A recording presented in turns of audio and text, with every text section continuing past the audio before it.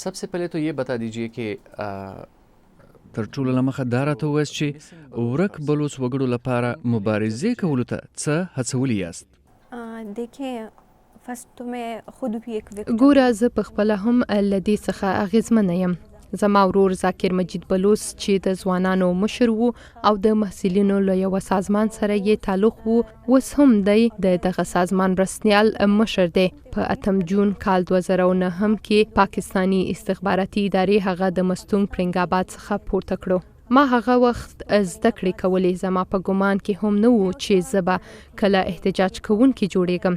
په 8 جون یې زما ورور یوډو او 9 جون ما له خلکو سره تماسونه ونیول چې څنګه وکولی شم خپل ورور بچ کړم. نو ټولو همدا سلا راکړه چې اوس به زه راپورته کیږم او خپل غږ به تر نړۍ رسوم. نو دا ډول ما په احتجاجونو لاس پورې کړو. په دې 6 کلونو کې چې ما احتجاجونه کول، نو د هغه خلکو کورنیو به هم له ما سره ملګرتیا کوله، د چاچی بچی په دې موده کې تختول کېدل. کال 2010 کې ما تر 3 میاشتو پورې په کراچۍ کې د لوږې هړتال وکړو. بیا کوټې ته ولاړم. هلته ماما قدیر له ما سره تماس ونیوی. د هغه زوی او نور کسان هم بېدرکه وو. مونږ پریکړه وکړه چې په ګډه به د ورکو بلوڅانو لپاره مبارزه کوو. دا ډول یوه لړۍ پیل شوه او ورسره د استخباراتي ادارو فشار هم پر مونږ زیات شو. ظاهر اب ایک اور سوال کې بلوچستان په مجموع کې د بلوچستان ټولنه محافظه کار ده. تاسو یو انجلۍ یاست، د باندې راوتلی او د خپل ورور سره مو د نورو بېدرکو لپاره غږ پورته کړی. د ټولنې له خوا خو به څه مشکل نه وي درته؟ ډیر زیات مشکلاتو سره مخ شوم. زه چې کله په کوټه کې وم نو احتجاج کمپ مې لګولی و. یو چا زما په حق کې مضمون چاپ کړی و چې زه څه کوم ډیر ښه کوم. خو دا یې هم لیکلی و چې احتجاجي کمپ کې انجونه او هلکان دې یو ځای نه کینی، بلکې جلا جلا کمپونه دې جوړ کړي. نو مونږ خو یو ځای مبارزه کوله د پریس کلب و مخې ته. نو مونږ څنګه داسې کړي وو چې د هلکانو او انجونو ترمنځ مو پرده جوړه کړې وای؟ داسې کول خو هیڅ امکان نه درلودو.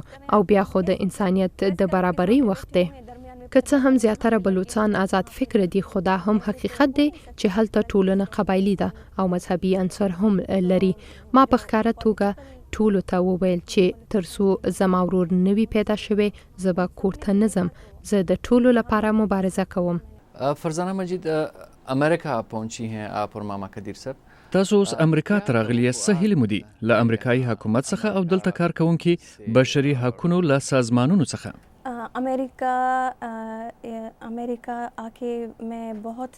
امریکا زما د هیلو وړانګه ده. زه داسې ګڼم په دې چې امریکا لوی قوت دی، غټ هیواد دی، د بشري حقوقو ادارې ډېرې زیاتې دي او د دې ځای خلک بشر دوست دي. زه له دومره لرې څخه راغلی یم او دومره ډاډ لرم چې دوی به له پاکستان حکومت او پاکستانی پوځ څخه ضرور دا پوښتنه وکړي چې دا نجلۍ له تیرو 6 کلونو څخه احتجاجونه کوي، در په دره ګرځي، د دې ورور د هرومرو را پیدا کړی شي. زه په دې هیله راغلی یم چې زما ورور به راخوشي کړل شي او که معلومات وشي نو 10,000 نور هم زما د ورور په شان ورک دي، هغه به هم را پیدا کړل شي. دا به زما لپاره ډیر د خوشحالۍ خبره وي.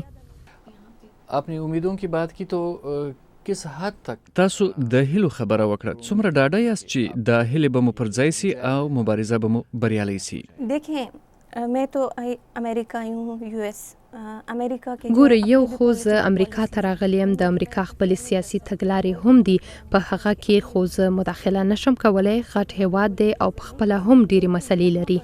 خو دلته چې د بشري حقوقو ادارې دي، له هغوی څخه ډیر زیاته هیلهمنه یم چې دوی به څه ډول د پاکستان په حکومت، پوځي او استخباراتي ادارو فشار راوړي او د ملګرو ملتونو سرمنشي بان کی مون باندې هم فشار واچوي چې د فرزانه مجید غږ دی واوري او د هغې ورور ذاکر مجید په شمول څومره چې هم ځوانان دا وخت بندي هغه د خوشي کړل شي. بلوچستان کې روانو ستونزو ته وکتل شي او ښځې چې تختول کیږي، ماشومان تختول کیږي او خلک په بمبارونو کې وژل کیږي. دا لړۍ دې ودرول شي.